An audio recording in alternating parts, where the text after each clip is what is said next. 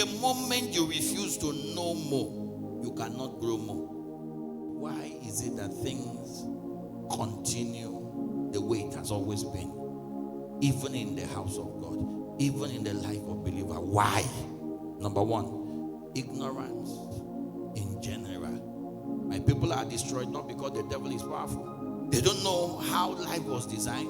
Some don't know what to do to create a change.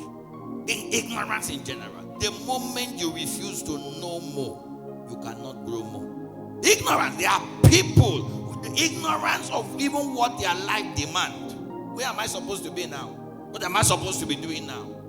General ignorance is what sponsors stagnation, not the devil. Number two, comfort zone. Especially if you came from a very poor background and you're surrounded by poor people, you become comfortable in your situation. If somebody tries to challenge you, you say, after all fingers are not equal. Must you be the smallest? Comfort, they are so comfortable. They believe some people were made to be big and they were made to be small. Many times God causes people to insult you, to abuse you, to refuse to help you, so that you can hate your comfort zone. Many of the people you call your enemy now are your greatest friends, because they catalyze the change that you desire.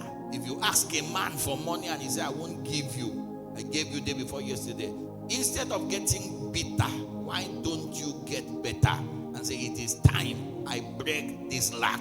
Penina was Hannah's greatest helper, because she made sure she persecuted Hannah. Are you a woman or a man? If you are a real woman, by now you should be carrying your baby.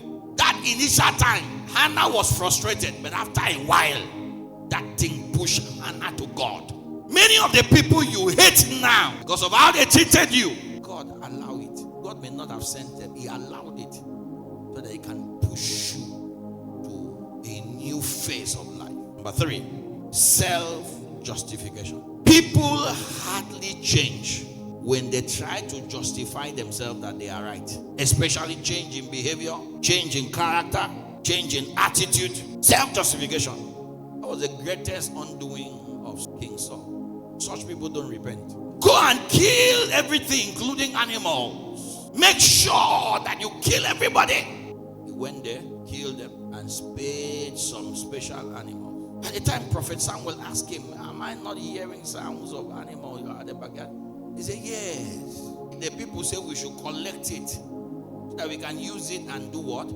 Sacrifice to God. Samuel asked him, is sacrifice replacing obedience? For obedience is better than sacrifice.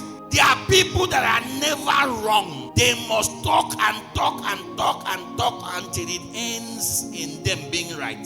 Their wives like that. Their husbands like that.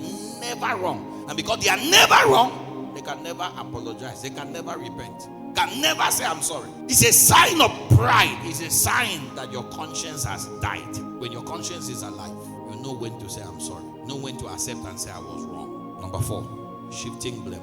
Someone humorously said, maybe if Adam, when God came looking for him in the garden in Genesis 3, if Adam had told God, I'm sorry, that the world wouldn't have been the way it is now. Instead of Adam saying, I'm sorry, he said, that the woman way he gave me. Many of you now are shifting blame. I would have been something if not my auntie. So you're blaming your auntie. I would have been something if I was born in Dangote's family. I would have been something if my father wouldn't have died. You are shifting blame to the death of your father. There are people that didn't even have father, didn't even have mother, and they succeeded.